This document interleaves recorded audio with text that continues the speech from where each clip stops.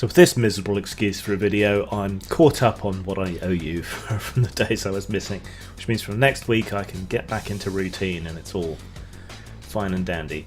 So I'll just give you a kind of quick catch up on what's going on, I suppose. With me going back to routine, that means I'll be working on a scattershot of all kinds of different stuff.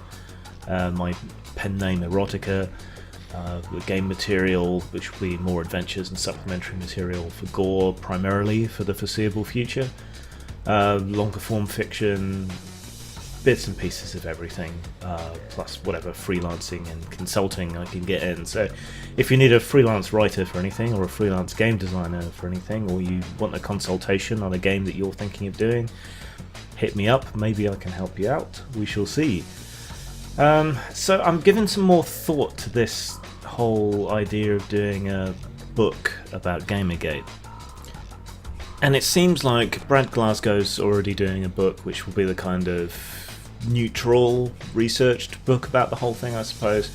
And Daddy Warpig is already doing a book on it. But I don't know much about the character of the book Daddy Warpig is doing. If I were to go ahead, then I think mine would be a mix of kind of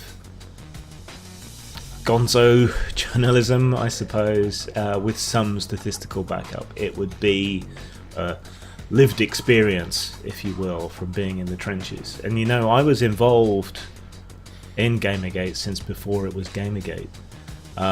Before it was anything, I knew of Zoe Quinn through her work on Depression Quest, which, for all we make fun of it, was at least somewhere towards being a useful tool for me and explaining to people what it was like to be depressed. I could send people to that game and get them to play it. To the point where I was fairly supportive. I was following Quinn on social media. I donated money when she was mugged, if some people remember that. This was all before Gamergate blew up. When the whole Five Guys thing exploded, I was disappointed. I wanted to know what was going on with this person that I'd backed and supported, and went into the IRC channel to find out what was going on. That's on record. So, you know, I was there since before Gamergate was Gamergate, and that whole stuff with Quinn isn't even really Gamergate. It's the sparking point that set it off, you know? And I think, having been one of the recipients of a tremendous amount of cyberbullying and having my career and stuff attacked and so on, I think I present an interesting counter case to the idea that it was Gamergate that were the harassers and bulliers and so on. I mean, anonymous trolls are one thing.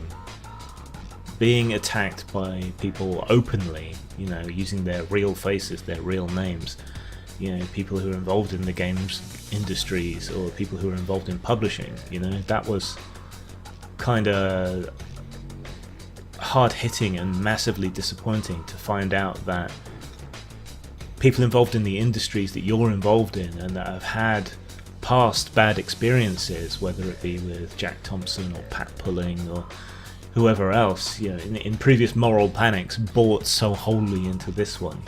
That was the thing that really kind of crushed my spirit back then, and it led me to that suicide attempt because it coincided with a massive depressive slump, you know. And it wasn't Gamergate who sent me a razor blade in the post following that attempt. It wasn't them that drove me there. It wasn't them that bullied me, you know. That can be an interesting kind of opener to the book, a bit of a downer though, but I also think I can provide some humour, and I think I can provide some insight as a kind of early internet adopter into internet culture and where the clashes of perception between normies and internet natives has taken place around this whole issue. So I don't know. It's good to know that these other books are going to exist. I think Glasgow's book will occupy that kind of middle ground, that research neutral stance. Warpig's, I don't know, but knowing that Warpig is doing one, I'm less inclined to go ahead. Anyway, I'm going to consider it more over the weekend and think about what I might do if I do a crowdfunder. And then if I do put it up, it will be an all or nothing Indiegogo campaign, most likely. I reckon I need about $1,000, but I'd tick it up a bit to take into account fees and art and so on. And then I wouldn't heavily promote it. I'd put it up and then I'd leave it to the community to decide whether they wanted to support it and go for it or not. And then if it passes, I'd do the work. If it doesn't, I wouldn't. So yeah, that's where we stand with that. Role-playing career-wise, Gore is doing well still. It's definitely made back its licensing fee, so yeah, everything from here on is gravy pretty much. So that's good to see, good to know. There will be supplementary material for that coming out. I'm both doing that myself and hiring out to people. So if you're an artist with reasonable rates or an RPG writer with some familiarity with the D6 system, I've got a stable of people who are already helping me but always looking for more. So if you can get in touch, maybe you can write an adventure for Gore in the near future, and get it published. Yeah, that's something. I have some outstanding projects I need to get back to. The chief couple amongst these is the Machinations of the Space Princess Companion, which I had to start and then abandon due to various reasons. So I need to go back to that. And I have a survival game called The Green. What can I tell you about that? The idea behind The Green is that it will be a sort of limited release of 3 books, each one advancing the narrative. So it's almost, but not quite, a meta plot. It would be over 3 books.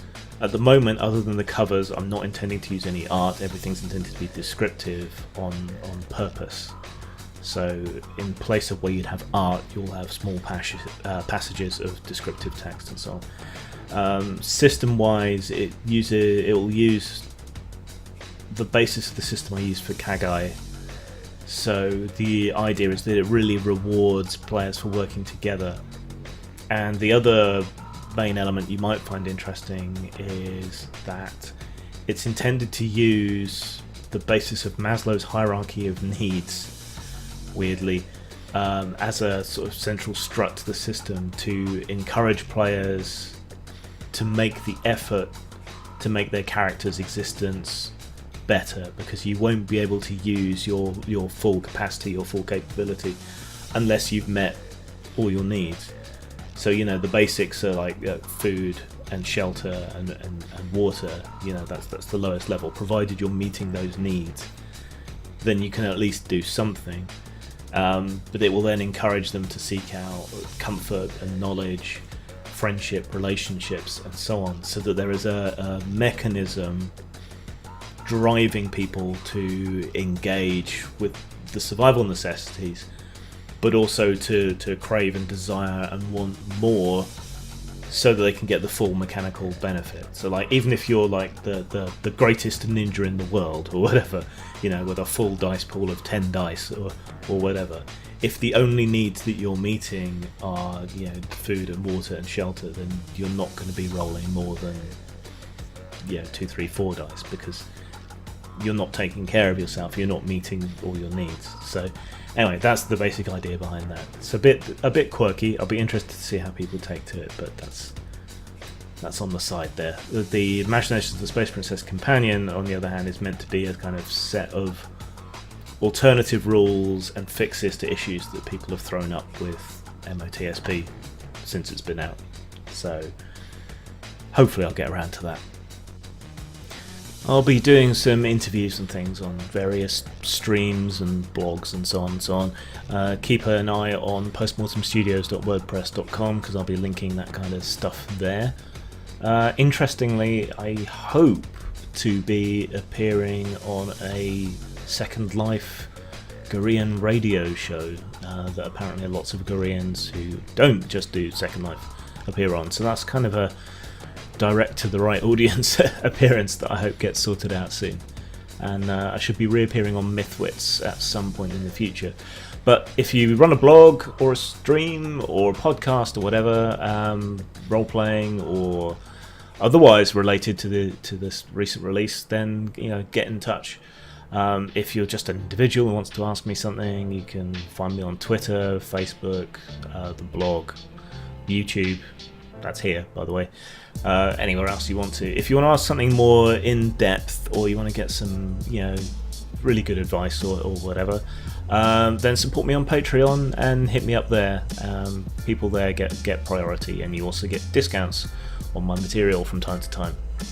Well, every month, not just from time to time. Alright, so yeah, I've made a shitty fill-in video telling you what I'm up to, and that gets me caught up with where I should be. So, zang.